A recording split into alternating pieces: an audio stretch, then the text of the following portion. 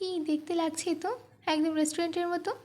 আজ আমি চলে এসেছি একদম রেস্টুরেন্ট স্টাইলে তন্দুরি পনির টিক্কার রেসিপি নিয়ে, যেটা আপনারা বাড়িতে কোনো ঝামেলা ছাড়াই বানিয়ে নিতে পারবেন। বিনা তন্দুর কিংবা বিনা ওভেনে আপনারা এই তন্দুরি পনির টিক্কা অনায়াসে বানিয়ে নিতে পারবেন। তো চলুন শুরু করছি আমার আজকের এই সহজ রেসিপি। হ্যালো ফ্রেন্ডস, আমি পিনু কুকুটমিনুতে আপনাদের সবাইকে স্বাগত। এই তন্দুরি পনির টিক্কা বানানোর জন্য সবার প্রথমে আমি এখানে নিয়েছি 250 গ্রাম পনির। এবার আমি পনিরটাকে কেটে নেব। আমি এখানে পনিরটাকে একটু বড় পিস করে কেটে নিচ্ছি।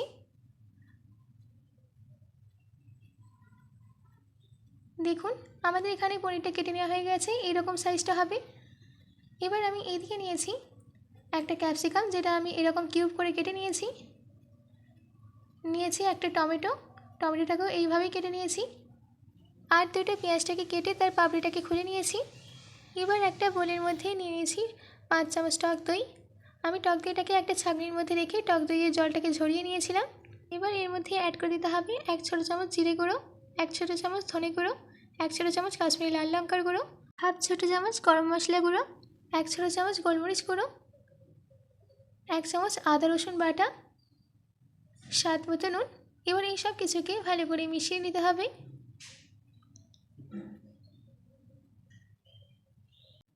দইয়ের সঙ্গে মশলাগুলোকে ভালো করে মিশিয়ে নেওয়া হয়ে গেছে। এবার আমি এর মধ্যে সবজিগুলোকে দিয়ে দিচ্ছি।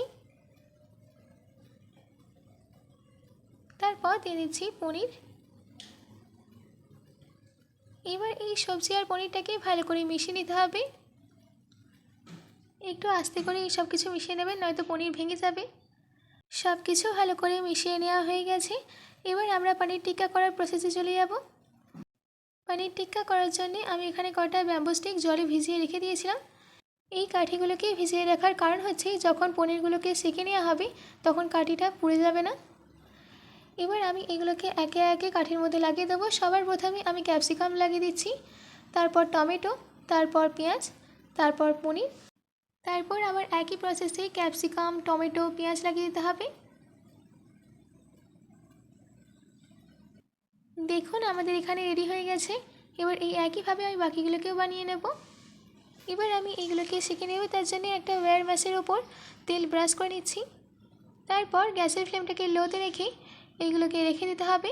একসঙ্গে বেশি দেবেন না, আমি এখানে দুটো দিয়ে দিচ্ছি। এবার লো মিডিয়াম ফ্লেমে আমি এগুলোকে উল্টো পাল্টে সেঁকে নেব।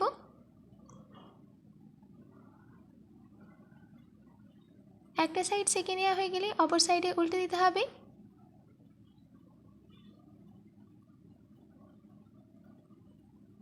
দেখুন কত সুন্দর হয়েছে। এবার আমি গ্যাসের ফ্লেমটাকে অফ করে দিচ্ছি, তারপর সার্ভ করে নেব। দেখুন কত সুন্দর হয়েছে আমাদের পনির টিক্কা। আশা করছি আমার আজকের এই রেসিপিটি আপনাদের ভালো লেগেছে। বাড়িতে এটি অবশ্যই ট্রাই করবেন ও কমেন্ট করে জানাবেন যে কেমন হয়েছে। আজকের মতো এইটুকু, আবার দেখা হচ্ছে অন্য কোনো রেসিপি নিয়ে। ভালো থাকবেন, সুস্থ থাকবেন।